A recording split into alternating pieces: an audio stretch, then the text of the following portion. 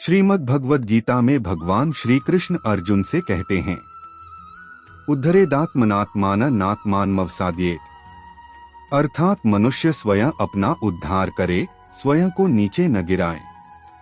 हर इंसान का सबसे बड़ा मित्र उसका मन है और सबसे बड़ा शत्रु भी उसका मन ही है।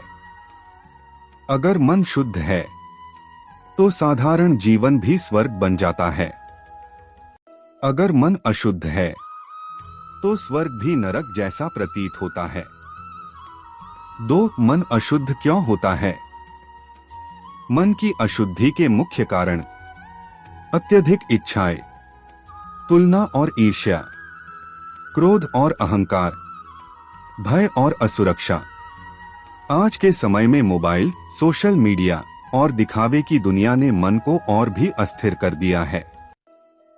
हम दूसरों की सफलता देखकर दुखी हो जाते हैं, लेकिन गीता कहती है, कर्म पर ध्यान दो, फल पर नहीं।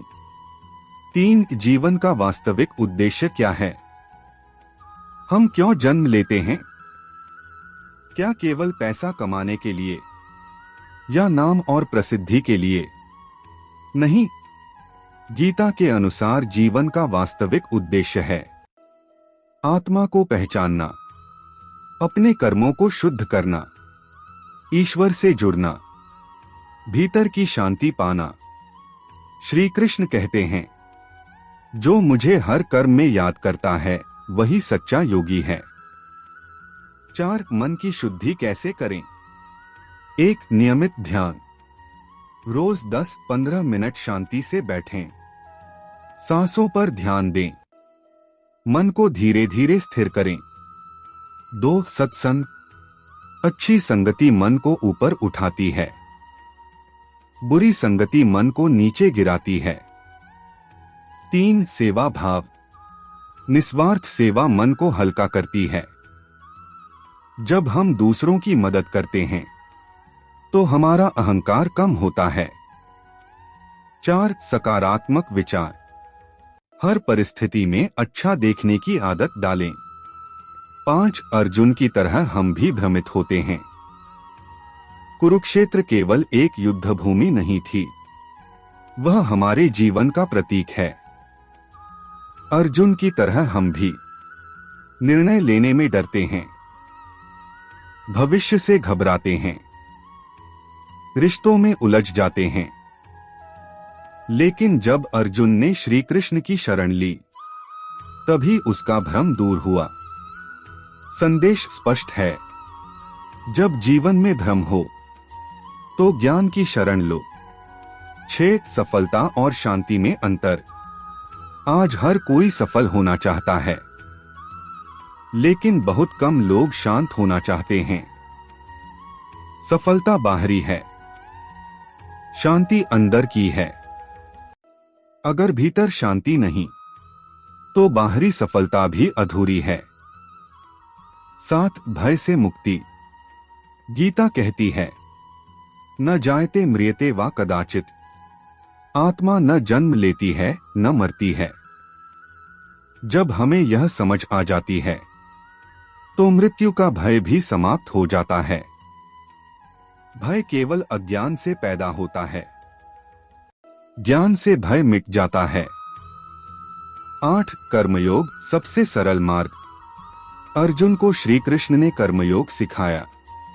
कर्मयोग का अर्थ है अपना कर्तव्य पूरी ईमानदारी से करना, परिणाम की चिंता न करना, हर कर्म ईश्वर को समर्पित करना।